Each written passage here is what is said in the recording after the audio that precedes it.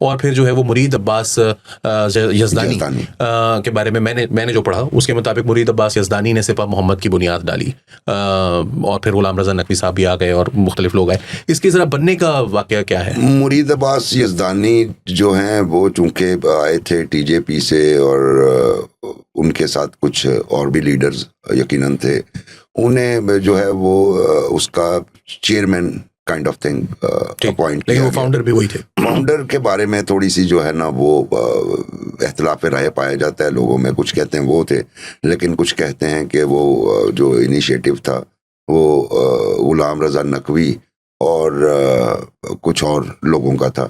ان کو چونکہ وہ آئے تھے تو اس لیے ان کے قد کے مطابق انہیں ایک عہدہ دے دیا گیا, اور بعد میں پھر مزے کی بات یہ ہے کہ ان کے آپسی اختلاف بھی ہو گئے, وہ ہم بعد میں ڈسکس کریں گے. لیکن یہ ابھی بھی بحث طلب ہے کہ وہ فاؤنڈر تھے یا نہیں تھے, اور اگر تھے تو کیسے. اس کے پیچھے بھی کنسپیریسی تھیوری یہ ہے, کنسپیریسی تھیوری تو نہیں, بعد میں چیزوں نے ثابت بھی کیا کہ شاید کنسپیریسی ہی تھی وہ. ہاں, کہ ہماری بنیادی طور پہ یہ سپاہ محمد کا قیام, چونکہ ہماری 2 انٹیلیجنس ایجنسیز تھیں, ان میں سے ایک جو ہے اس وقت تک سپاہ صاحبہ کو کافی سپورٹ کر رہی تھی, تو پھر اس کے بیلنسنگ ایکٹ کے طور پہ دوسری نے سپاہ محمد کو قیام میں لانے میں ہیلپ بھی کیا, اور پھر کچھ عرصہ تک اسے سپورٹ بھی کرتے رہے. ٹھیک, ابھی ہم ادھر آتے ہیں. پہلے ذرا آپ مجھے یہ بتائیے کہ فاؤنڈنگ جو اس کا پہلی مرتبہ منظر عام پر آنا سپاہ محمد کا ٹھوکر نیاز بیگ میں یہ سامنے آیا, یا اس سے پہلے کوئی کبھی انہوں نے اپنی انویلنگ سیریمنی بھی جو ہے وہ کون سی ہے؟ یہ دو انسیڈنٹس ہیں, وہ میں آپ کو بتاتا ہوں. سب سے پہلا تو یہ کہ اطلاعات ملتی تھی کہ جناب وہاں پہ کچھ گفتگو ہو رہی ہے, لیکن کب وہ کیا ہو رہی ہے یہ ہمیں پتہ نہیں تھا چلتا. سڈنلی یہ وادت روڈ پہ بھیکیوال موڑ پہ بڑی امام بارگاہ ہے قصر علی, وہاں پہ ایک اینول شیعہ جو یہاں سے ہمارے سے چند آلموسٹ واکنگ ڈسٹینس پہ, وہاں پہ ایک بڑی مجلس ہوا کرتی, یہ جو سائنس کالج وادت روڈ کے ساتھ گولڈن ٹوم کے ساتھ والی. بالکل میں سمجھ گیا. ہاں, اس میں ایک بڑی مجلس ہوتی تھی, اور سڈنلی وہاں پہ کیا ہوا کہ مجلس پہ ایک ان کے علامہ منور باسلوی ہوا کرتے تھے. وہ اسٹیج پہ نمودار ہوئے, ان کے ہاتھ میں ایک پوسٹر تھا سپاہ محمد پاکستان کا, اور یہ پہلی ان کی جو تھی رونمائی تھی, اور انہوں نے پوسٹر ہاتھ میں پکڑ کے کہا کہ ہم نے سپاہ محمد کا قیام کر دیا ہے, اور ہمارا جو مقصد ہے وہ کوئی مقصد ایسا نہیں کہ ہم کسی کو ٹارگٹ کریں, لیکن ہم اعظم طارق کو نہیں چھوڑیں گے. اعظم طارق کو نہیں چھوڑیں گے, مولانا اعظم طارق سپاہ صاحب انہیں نہیں چھوڑیں گے, چونکہ انہوں نے امام مہدی کی شان میں گستاخی کی ہے. ان کی کوئی اسپیچ انہوں نے وہ اس کے کوئی فکرے جو ہے وہ سنائے وہاں پہ, اور کہا کہ یہ ہمارا مقصد ہے اور اس کے لیے جو ہے نا ہمیں قوم کے تعاون کی ضرورت ہے. ان کو بڑا وہاں پہ اپریشیٹ کیا گیا. اپریشیٹ کرنے کی ریزن میں نے آپ کو بتا دی کہ شیعائٹ کی ٹارگیٹنگ ہو رہی تھی, بڑے بڑے معاملات ہو رہے تھے. اس وقت تک وہ ایرانین جو کونسل جنرل تھے صادق گنجی, ان کا اسیسینیشن بھی ہو چکا تھا.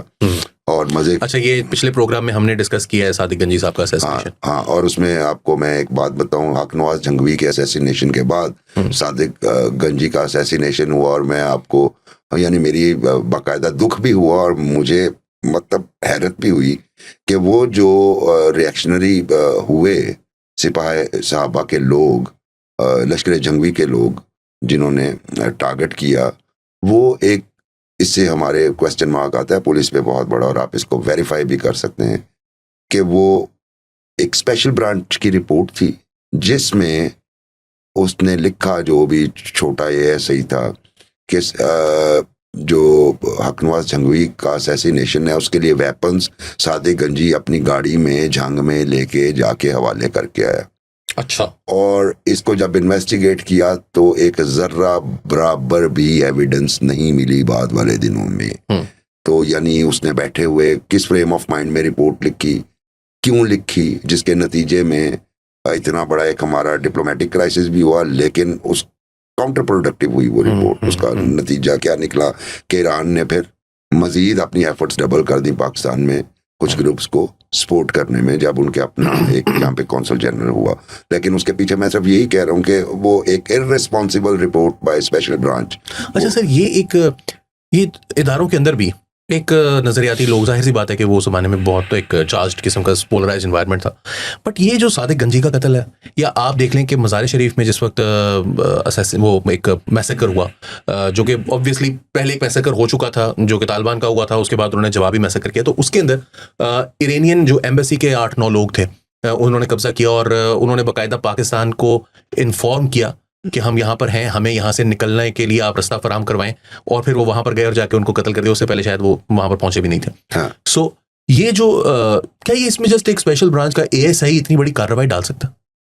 اچھا، وہ کارروائی اس نے رپورٹ تو لکھی، لیکن وہ رپورٹ جو ہے وہ سپاہی صحابہ کے لوگوں کے ہتھے چڑھ گئی، اور انہوں نے یہ مطلب یہ عجیب و غریب بات لگتی ہے نا کہ ایک ASI ایک بات لکھ دے اور پھر اتنی بڑھ جائے وہ بات. یہی مسئلہ ہے. ہمارے ہاں ماضی میں ٹریننگ نہیں ہوا کرتی تھی ہاؤ ٹو ویریفائی فیکٹس.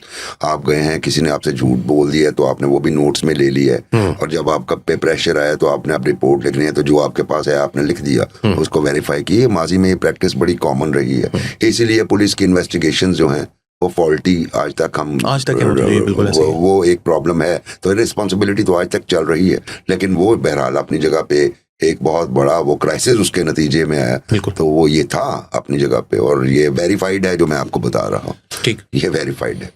اچھا، اب آگے یہ جو صاحب تھے انہوں نے ایک تنظیم بنا لی. میں آپ کو کہ منور الوی نے وہاں پہ اعلان کیا کہ ہم مولانا اعظم طارق کو نہیں چھوڑیں گے، اور اس دن وہاں پہ کم از کم 25 سے 30 کم از کم لوگ موجود تھے جن کے پاس ویپنز تھے.